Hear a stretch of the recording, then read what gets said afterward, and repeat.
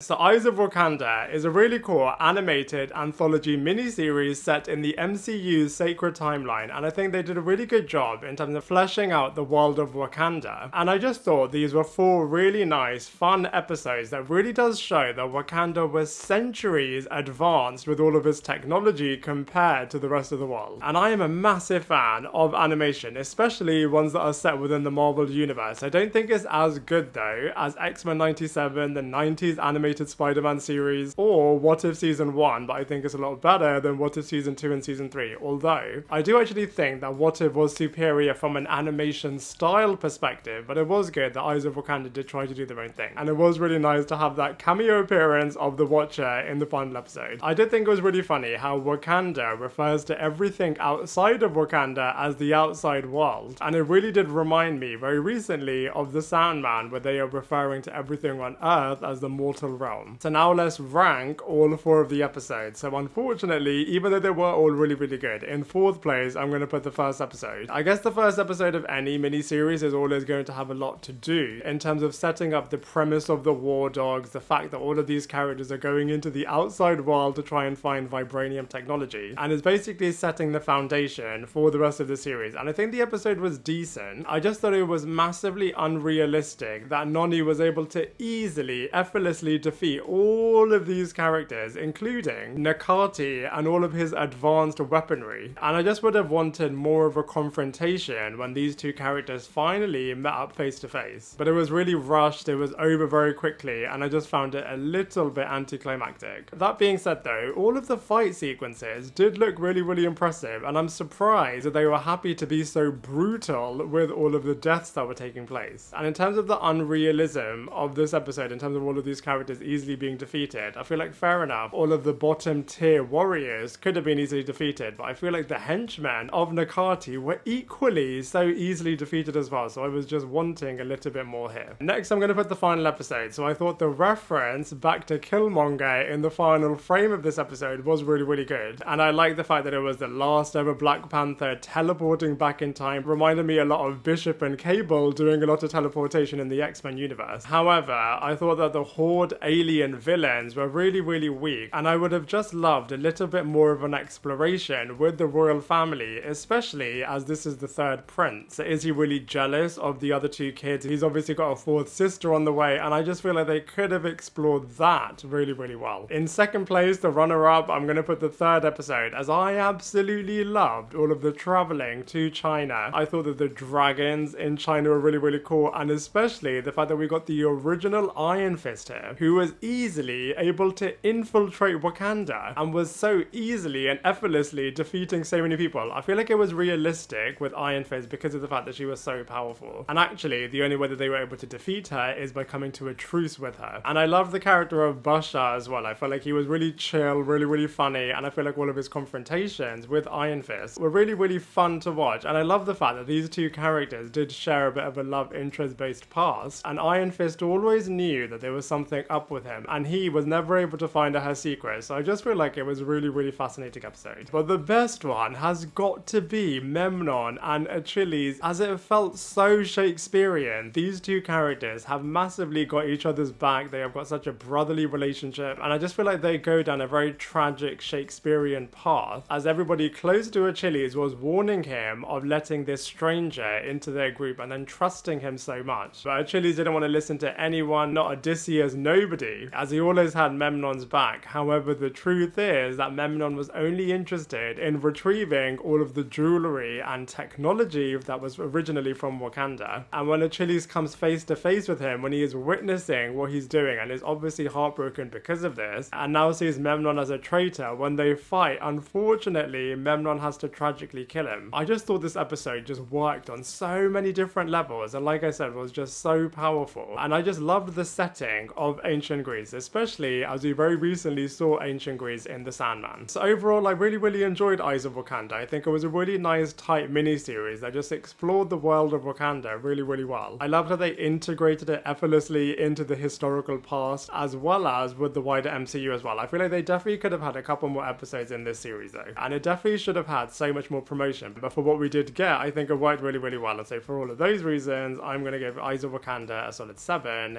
out of 10. Now I'd love to hear from you. What did you think of Eyes of Wakanda? Let me know your thoughts in the comment section below, and I look forward to seeing you in my next video.